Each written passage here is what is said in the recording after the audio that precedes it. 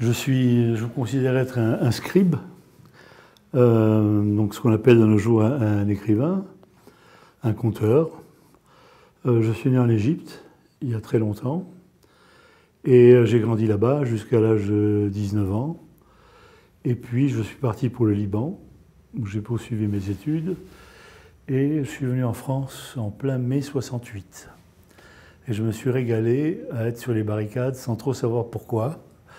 Mais l'idée que la liberté était là et qu'on pouvait lancer des pavés sans risquer d'être fusillé m'a passionné. Et d'entendre des gens crier à mort de Gaulle, ça m'a passionné aussi. Parce qu'imaginez, je venais de chez Nasser, où si on toussait contre le pouvoir, on était envoyé en... C'était la perpétuité. Donc voilà. Et puis pourquoi Mohamed Ali? Parce que je me suis beaucoup intéressé à une autre Égypte, c'est-à-dire pas celle des pharaons, qui m'ennuie profondément, et d'autres gens font ça très bien. Et donc je me suis intéressé à l'Égypte à partir du moment de l'expédition Bonaparte, c'est-à-dire en 1798, et j'ai découvert à ce moment-là qu'il y avait eu une véritable histoire égyptienne, et qu'elle démarrait vraiment avec Mohamed Ali.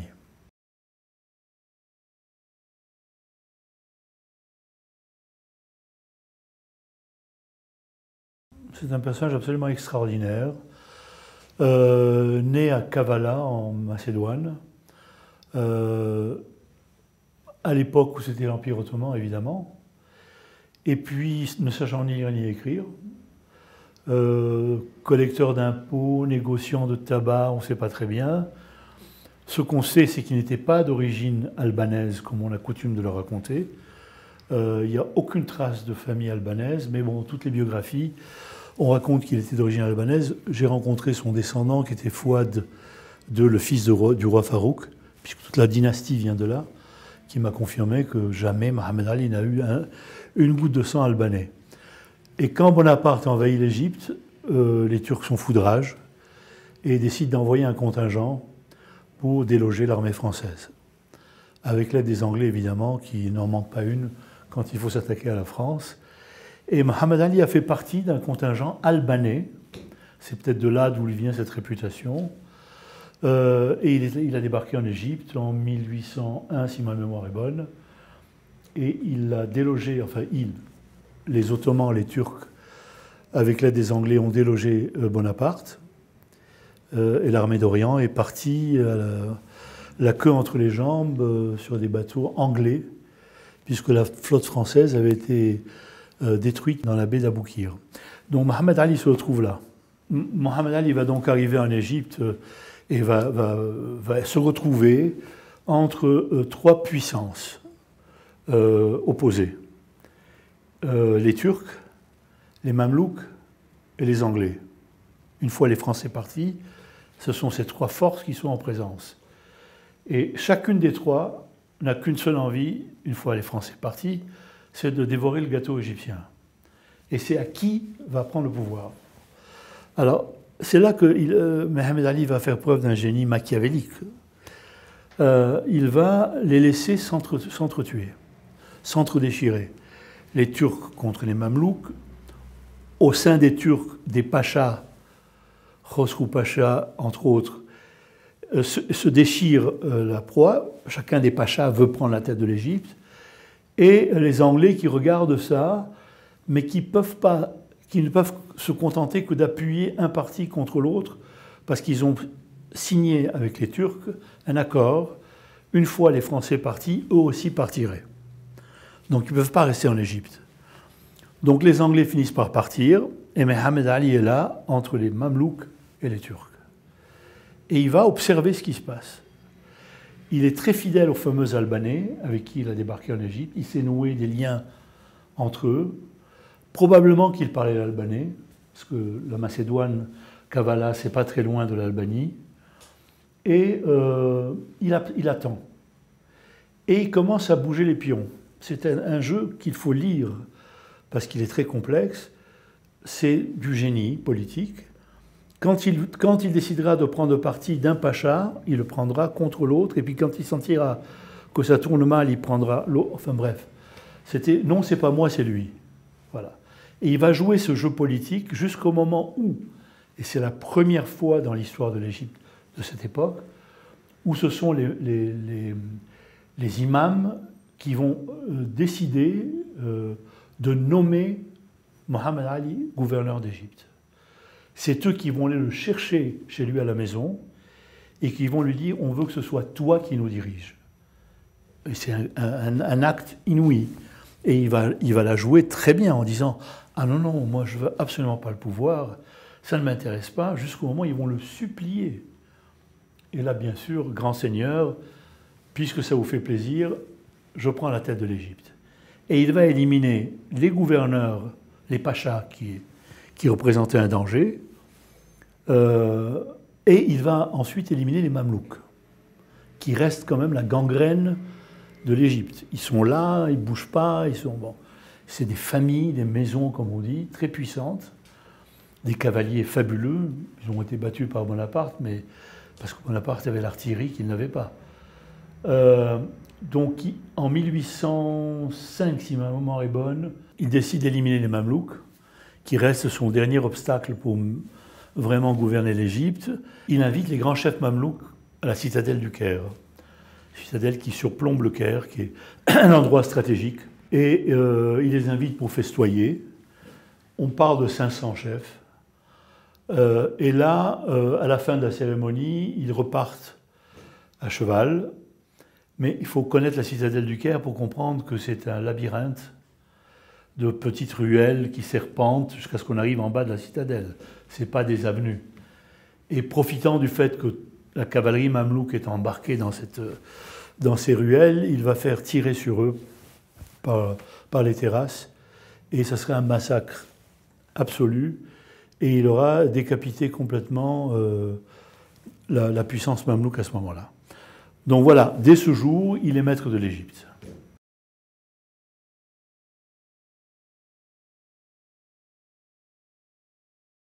Mohammed Ali était fasciné par Bonaparte, en adoration totale. Comment en a-t-il entendu parler? Probablement en Égypte, parce qu'à Kavala, je ne crois pas qu'on parlait d'Austerlitz ou de quoi que ce soit. D'abord, il n'y avait pas Austerlitz, c'était un simple général, Bonaparte à ce moment-là. Mais l'homme le fascinait. Allez savoir pourquoi. Il n'avait pas encore accompli ce qu'on sait. Et il s'est inspiré énormément des visions bonapartesques. C'est-à-dire que Bonaparte, une fois en Égypte, a eu par exemple l'obsession d'irriguer la vallée du Nil, qui est un désert, comme vous le savez. Donc irrigation. Et Mohammed Ali était obsédé par cette idée. Ensuite, le canal de Suez, qui est une idée aussi qui était née dans la tête de Bonaparte. Et je pense qu'il a eu cette espèce de qualité qu'ont les grands visionnaires, sortir l'Égypte de la barbarie.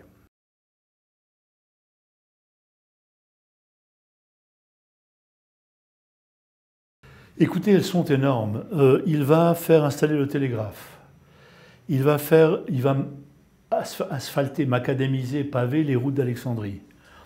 Il va installer les premiers éclairages de nuit dans les villes, en priorité à Alexandrie.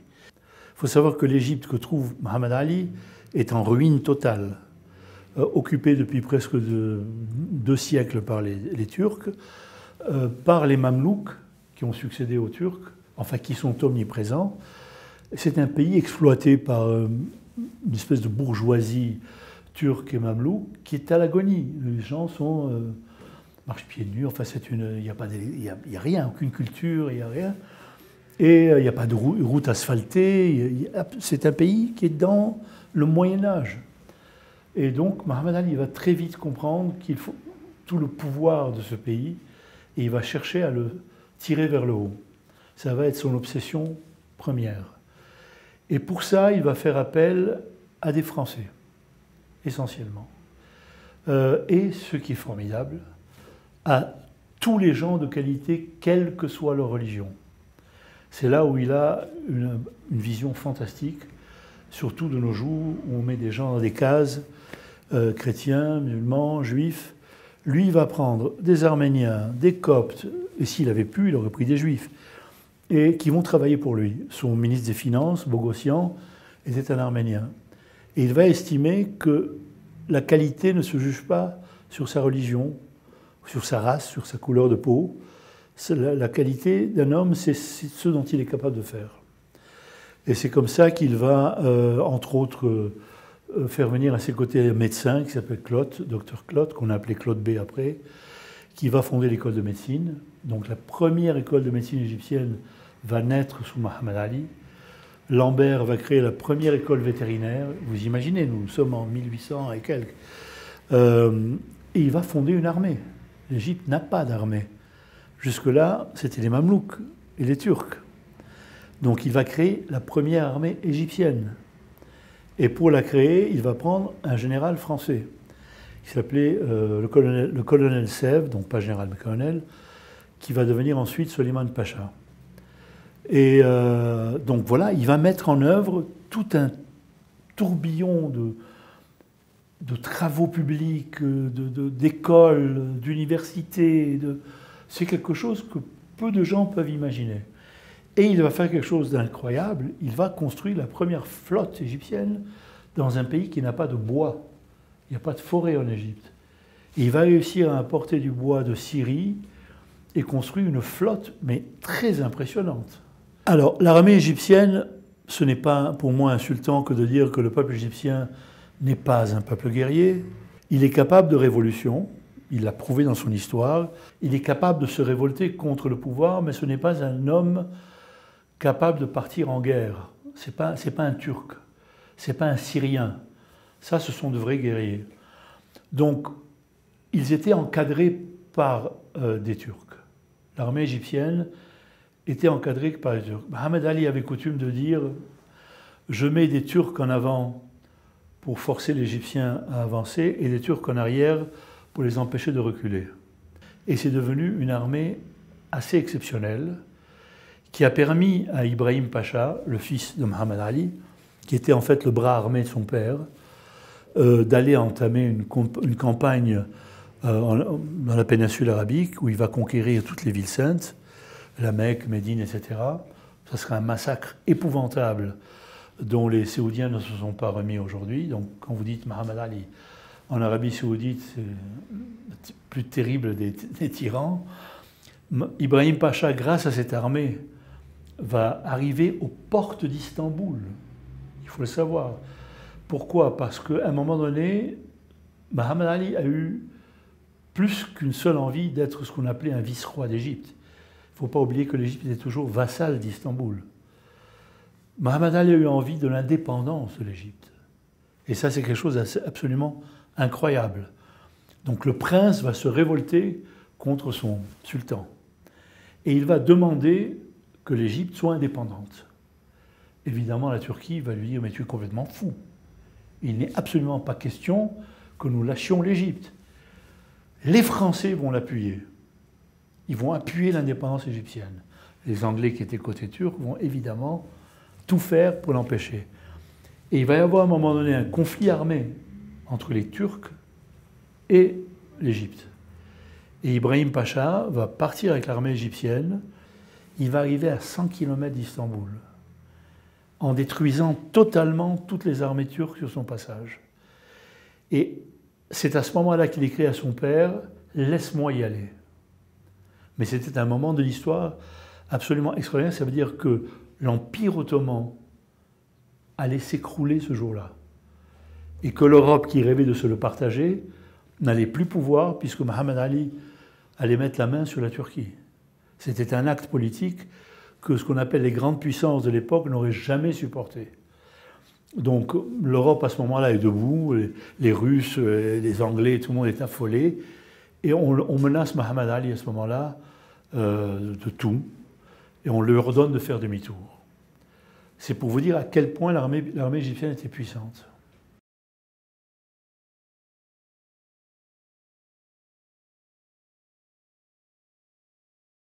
Vous demandez à un Égyptien aujourd'hui, que pensez-vous de Mohammed Ali? D'abord, il ne le considère pas comme un Égyptien. Il est très peu enseigné dans les écoles égyptiennes. Ça passe par-dessus leur tête complètement. Pour eux, c'est un Turc. C'est un despote. C'est un type qui a fait de l'Égypte sa ferme personnelle. Il est très mal vu. Ils ont tout oublié de ce qu'il a fait pour l'Égypte. Donc c'est un despote, c'est un homme qui ne supporte pas la contrariété, il ressemble à Bonaparte, tout simplement. Il ressemble à son idole. Tout ce qui le contrarie est éliminé. Et il dirige l'Égypte d'une main de fer. Il est d'une impatience incroyable. Un jour, on lui a amené un livre, je crois que je ne sais plus lequel, et il a demandé à ce qu'on lui traduise du français il parlait probablement l'arabe, mais il faisait semblant de ne pas le parler.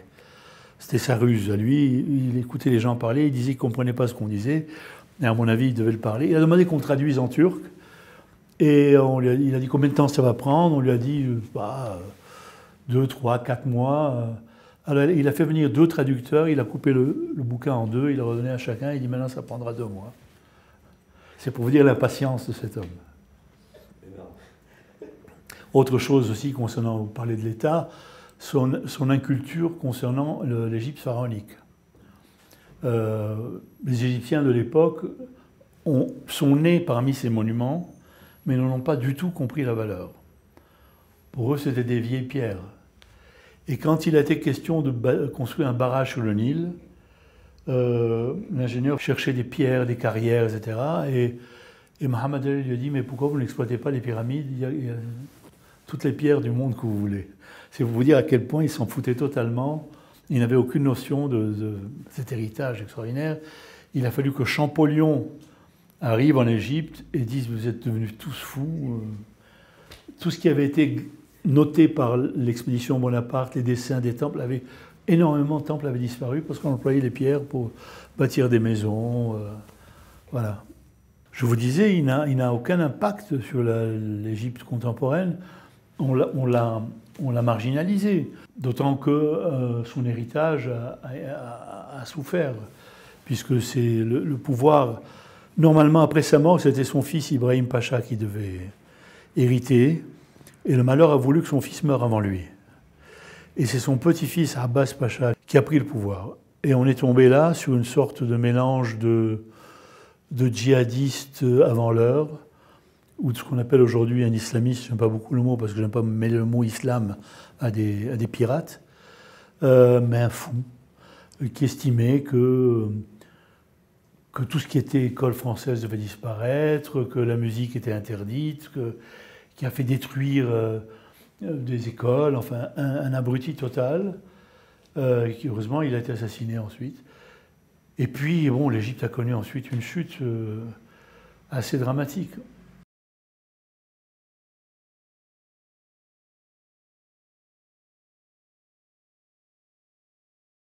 C'était un moment exceptionnel dans l'histoire des relations franco-égyptiennes. On pouvait considérer facilement que l'Égypte de cette époque était une province française. Et je dis bien province, je ne dis pas colonie française. Nous ne sommes pas en Algérie, ni au Maroc, ni en Tunisie. Il n'y a pas de protectorat.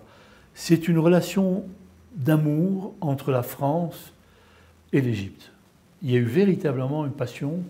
L'obélisque de la Concorde, entre autres, dénote de l'amour de l'Égypte pour la France. C'est un cadeau que fait Mohammed Ali à Champollion.